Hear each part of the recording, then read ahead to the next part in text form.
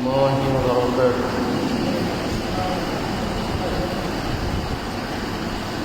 الحمد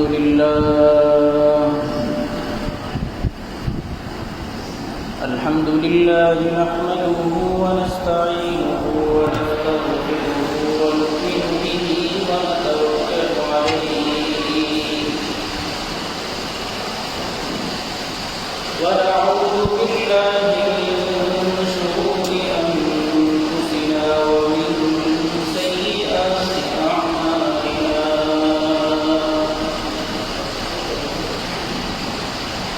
من يهده الله فلا مضل له ومن يضلل فلا هادي له ونشهد أن لا إله إلا الله وحده لا شريك له ونشهد أن سيدنا وسندنا وحبيبنا وحبيب ربنا وطبيبنا وطبيب قلوبنا ومولانا محمدا عبده ورسوله صلى الله تعالى عليه وعلى آله وأصحابه وأهل بيته وبارك وسلم تسليما كثيرا كثيرا. أما بعد فأعوذ بالله من الشيطان الرجيم. بسم الله الرحمن الرحيم. وإذ قال لقمان لابنه وهو يعظه يا بني لا تشرك بالله إن الشرك لظلم عظيم. صدق الله العلي العظيم وصدق رسوله النبي الكريم ونحن على ذلك لمن الشاهدين والشاكرين والحمد لله رب العالمين. اللهم صل على محمد وعلى آل محمد كما صليت على إبراهيم وعلى آل إبراهيم إنك حميد مجيد. اللهم بارك على محمد وعلى آل محمد كما باركت على إبراهيم وعلى آل إبراهيم إنك حميد مجيد. قبلي أرض السماء من آتنه كبرياء قبلي أرض السماء من آتنه كبرياء سيد صدر على شمس ضحى بدر تجاه سيد صدر على شمس ضحى بدر تجاه شافعي روز جزاوى خطيب الأنبياء شافعي روز جزاوى خطيب الأنبياء صاحب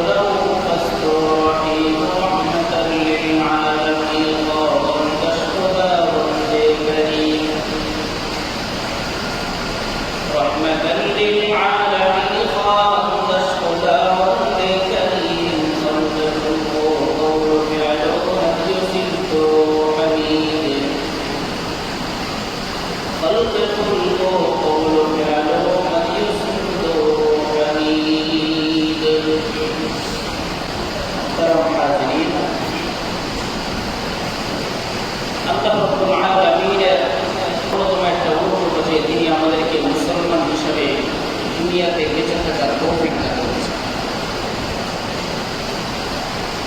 এরকম আমাদের কোনো যোগ্যতা ছিল না যে যোগ্যতার ফলে আমরা আল্লাহ তাআলা আমাদেরকে মুসলমান বানিয়েছেন, এরকম কোনো যোগ্যতা আমাদের ছিল না। আল্লাহ তাআলা যে আমাদেরকে তার প্রিয় বান্দা হিসেবে দুনিয়ায় বিচরণ করা, দুনিয়ায় চলাফেরা করা, দুনিয়ায় বেঁচে থাকার তৌফিক দিয়েছেন,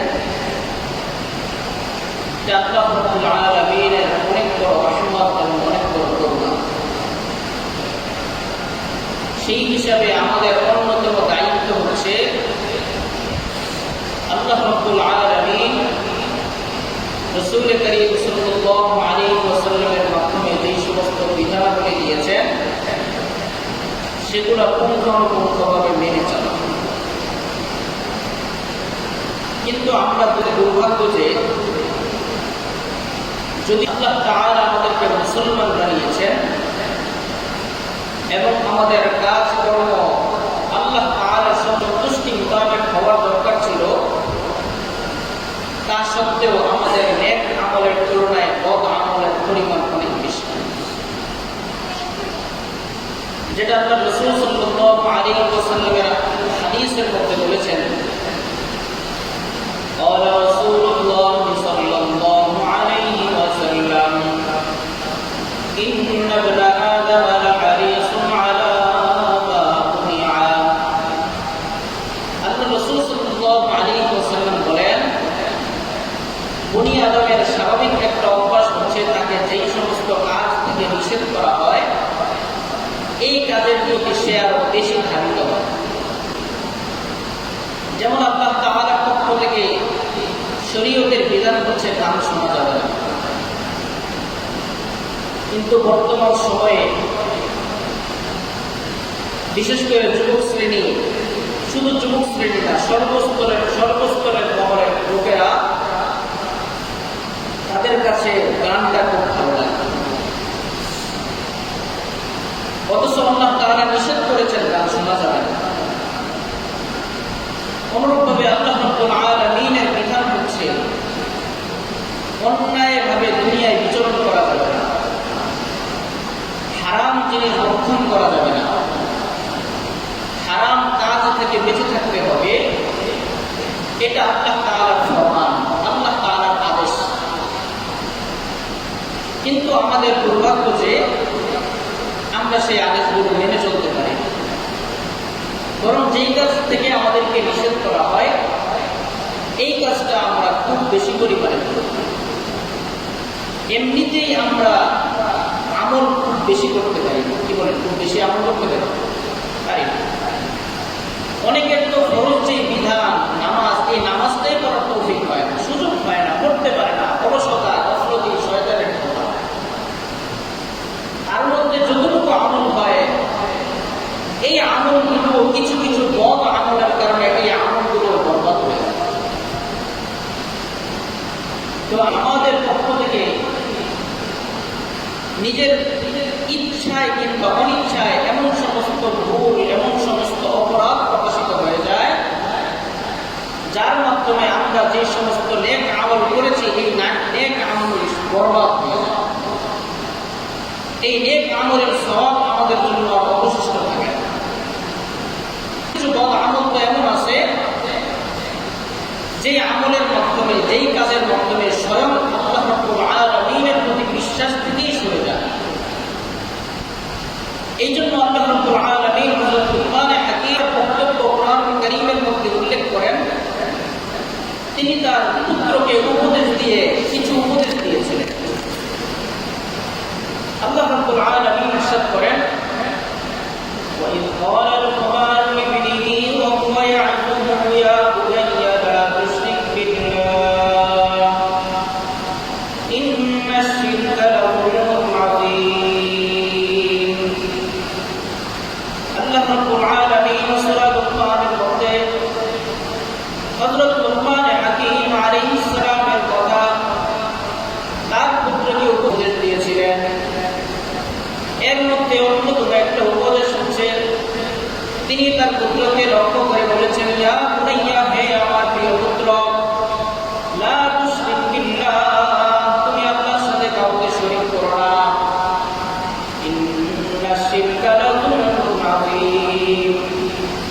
নিঃসন্দেহে শিরিক অনেক বড় অপরাধ, অনেক বড় অন্যায়। তাহলে এই যে শিরিক, এই শিরিকের মাধ্যমে, এই বদ আমলের মাধ্যমে আমি যত আমল করেছি, এই আমল তো বরবাদ হয়েছে, পাশাপাশি আমার ঈমানও নষ্ট হয়ে গেছে। রব্বুল আলামিন অন্য এক আয়াতের মধ্যেও বলেন, ومن يكفر بالإيمان فقد حبط عمله وهو في الآخرة من الخاسرين। আর যে ব্যক্তি ঈমান আনার পর আল্লাহ রব্বুল আলামিনকে অস্বীকার করলো, আল্লাহ রব্বুল আলামিনের ঈমান থেকে ফিরে আসলো, ফাকাদ হাবিত আমালুহু, ওই ব্যক্তির পরিণাম হচ্ছে তার যত আমল আছে সব আমল নষ্ট হয়ে গেছে। আর তার পরকালে তার পরিণাম কি হবে? ওয়া হুয়া ফিল আখিরাতি মিনাল খাসিরিন, পরকালে সে ক্ষতিগ্রস্তদের অন্তর্ভুক্ত হবে। তাহলে এমন কিছু আমল, এর মধ্যে শিরিকটা এমন জঘন্যতম অপরাধ, যে অপরাধের মাধ্যমে আমল তো বরবাদ হয়, পাশাপাশি আল্লাহ রাব্বুল আলামিনের প্রতি যে আমাদের ঈমান ছিল, বিশ্বাস ছিল, সেই বিশ্বাসটা পর্যন্ত থাকে। এটা তো গেল আমল, এমন আমল যে যার মাধ্যমে ঈমান নষ্ট হয়ে যায়, মুসলমানের গণ্ডি থেকে একজন বের হয়ে যায়।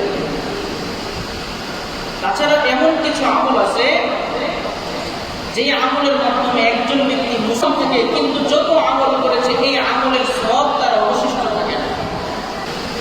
আল্লাহ রাসূল সাল্লাল্লাহু আলাইহি ওয়াসাল্লাম হাদিসের মধ্যে বলেন, হাদিসের মধ্যে আল্লাহ রাসূল সাল্লাল্লাহু আলাইহি ওয়াসাল্লাম ইরশাদ করেন, আন তাওবান রাদিয়াল্লাহু তাআলা আনহু ক্বালা ক্বালা নবী সাল্লাল্লাহু আলাইহি ওয়াসাল্লাম, লা আ'লামান্না রিজালান মিন উম্মতি ইয়াতুনা ইয়াওমাল কিয়ামাতি বিহাসানাতিন কা'আমসালি জিবালি বিহামা ওয়া ইয়াজ'ালুহা আল্লাহু হাবা'an মানসুরা। قالوا يا رسول الله صف لنا جلهم لنا لئلا نكون منهم ونحن لا ندري. قال أما إنهم منكم يصلون كما تصلون ويأخذون من الليل كما تأخذون إلا أنهم إذا ذكروا بمحارم الله انتهكوا. হযরত সাওবান রাদিয়াল্লাহু তাআলা আনহু থেকে বর্ণিত, রাসূলুল্লাহ সাল্লাল্লাহু আলাইহি ওয়াসাল্লাম ইরশাদ করেন যে আমি তোমাদের মধ্যে এমন কিছু লোক সম্পর্কে জানি যারা কিয়ামতের ময়দানে পাহাড় পরিমাণ, তিহামা পাহাড়, অনেক বড় পাহাড় পরিমাণ আমল নিয়ে কিয়ামতের ময়দানে যাবে।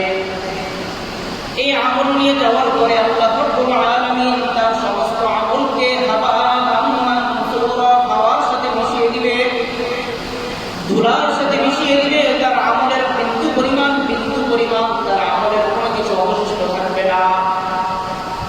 এই কথা বলার পর সাহাবায়ে কেরাম বললেন, ক্বালু ইয়া রাসূলুল্লাহ সিফ লানা জাল্লিহি লানা লিআল্লা নাকুনা মিনহুম ওয়া নাহনু লা নাদরি। ইয়া রাসূলুল্লাহ, আমরা তো তাদের সম্পর্কে জানি না, তাদের কিছু বর্ণনা আপনি আমাদেরকে দেন যাতে আমরা তাদের মধ্য থেকে বেঁচে থাকতে পারি। আর তাদের কি সমস্ত গুণাগুণ, এগুলো যদি আপনি আমাদেরকে বলেন তাহলে তো আমরা, না বলেন তাহলে তো আমরা তাদের থেকে বেঁচে থাকতে পারবো না। তখন রাসূল কারীম সাল্লাল্লাহু আলাইহি ওয়াসাল্লাম বলেন, আমা ইন্নাহুম মিনকুম ইউসাল্লুনা কামা তুসাল্লুন। আমার সাহাবায়ে কেরাম, তোমরা শুনে রাখো, তারা তোমাদেরই ভাই, তোমাদের মধ্য থেকে তোমরা যেমন নামাজ পড়ো তারাও নামাজ পড়ে। ওয়ায়াকুতুনা মিনাল লাইলি কামা তাকুতুন, রাতের মধ্যে তোমরা যেমন জেগে জেগে ইবাদত করো, তাহাজ্জুদ করো, তারাও তোমাদের মতো রাত জেগে জেগে ইবাদত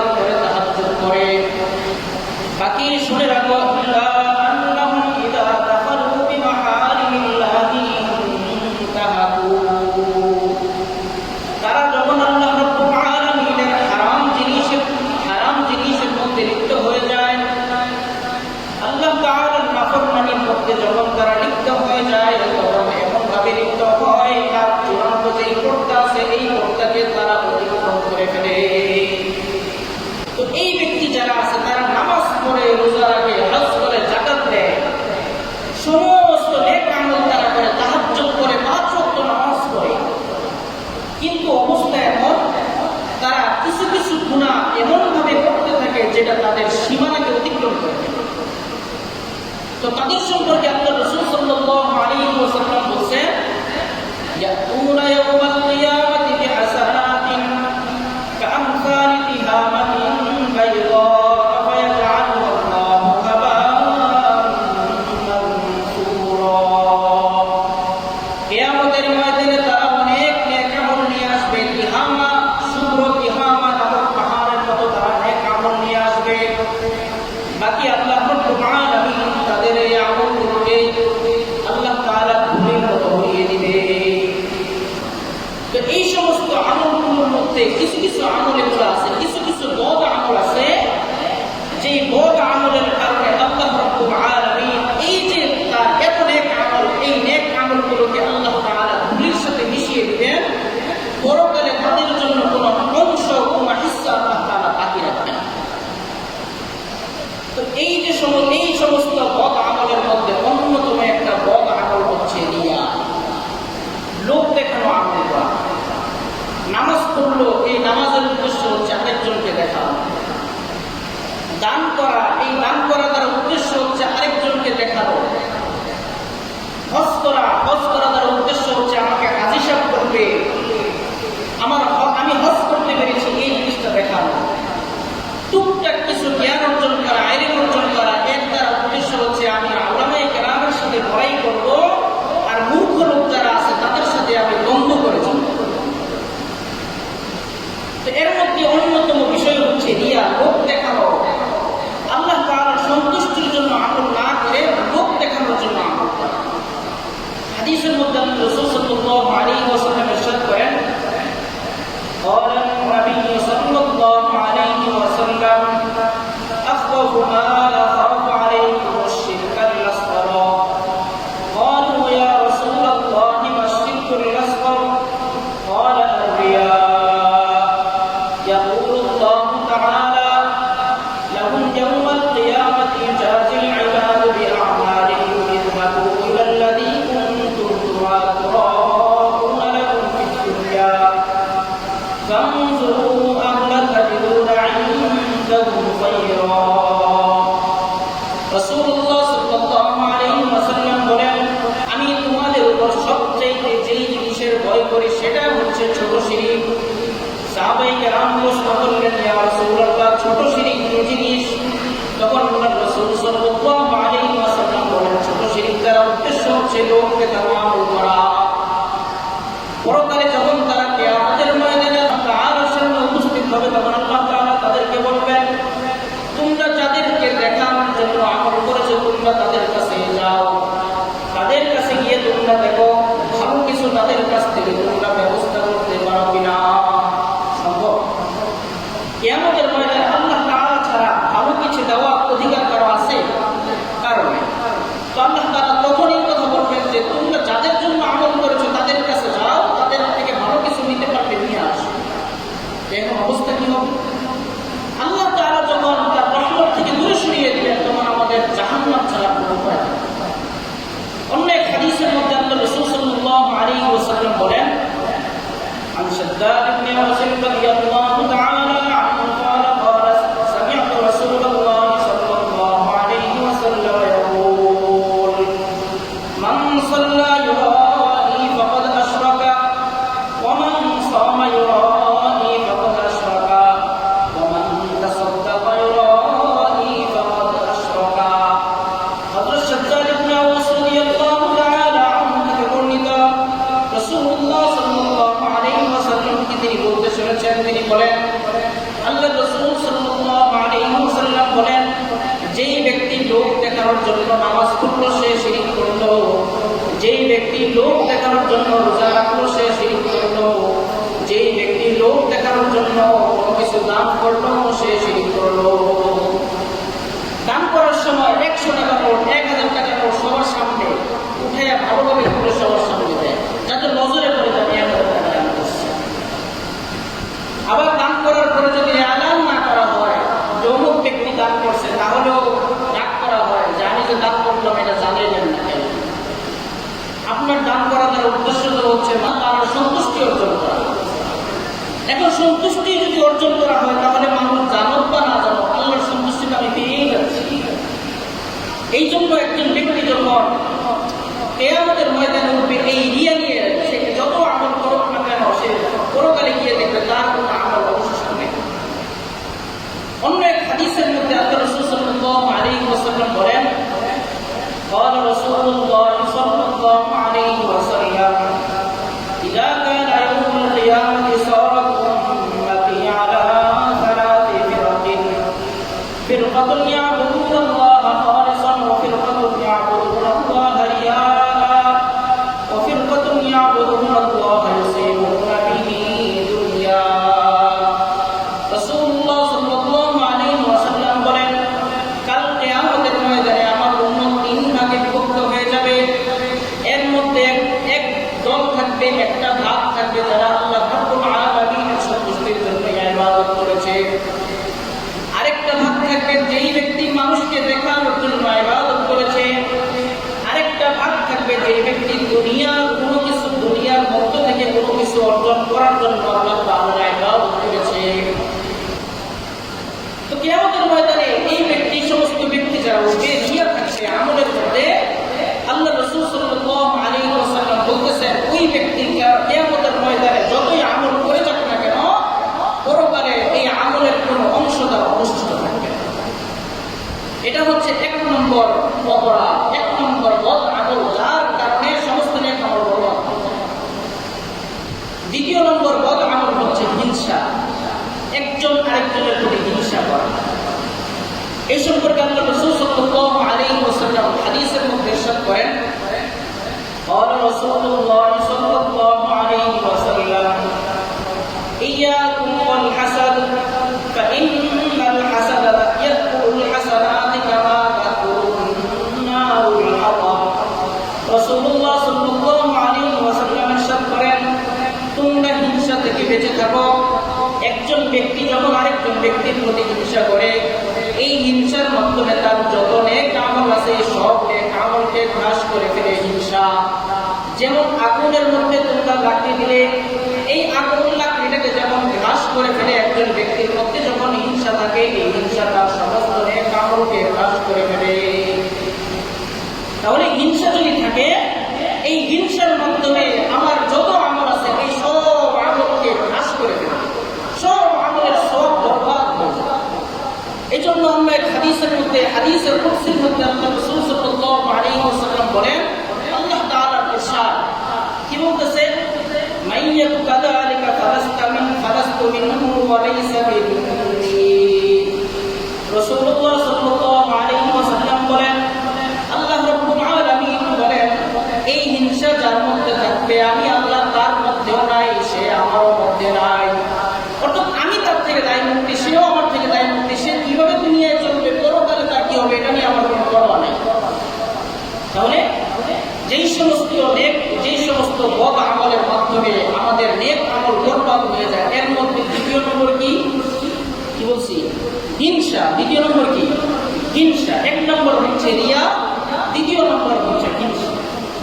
হিংসা এমন একটা জঘন্য অপরাধ, এমন একটা জঘন্য কাজ, এই হিংসার মাধ্যমে পারস্পরিক সম্পর্ক নষ্ট হয়, হিংসার মাধ্যমে নিজের নেক আমল বরবাদ হয়, হিংসার মাধ্যমে আখিরাতে আমার আমলের কোনো অংশ বাকি থাকে না। এই সমস্ত জিনিস আমার অর্জন হবে, সমস্ত জিনিস আমার উপরে এসে বর্তাবে যদি আমার মধ্যে হিংসা থাকে।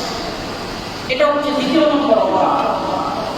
তৃতীয় নম্বর হচ্ছে একজন ব্যক্তি যদি আরেকজন ব্যক্তিকে অনুগ্রহ করে, এই অনুগ্রহ ফলায়, যেটাকে আমরা টিকা দেয়া বলি, ফুটা দেয়া। একজন আরেকজনকে দান করছে, দান করে বলছে আমি তোরে খাওয়াইছি, তুই আজকে আমার সাথে এমন খরচ। এই যে অনুগ্রহ ফলাইলো, হাদিসের মধ্যে আসছে, কোরআনের মধ্যে আসছে, কোন ব্যক্তি যদি কারোর সাথে অনুগ্রহ ফলায়, ফোটা দেয়, তাহলে এর মাধ্যমে তার যত নেক আমল আছে, দান সদকা আছে, সব দান সদকা সব আল্লাহ তাআলা বুঝে নেন। কুরআনুল কারীমের মধ্যে আল্লাহ রাব্বুল আলামিন ইরশাদ করেন, الذين ينفقون أموالهم في سبيل الله ثم لا يتبعون ما أنفقوا منا ولا أذى لهم أجرهم عند ربهم ولا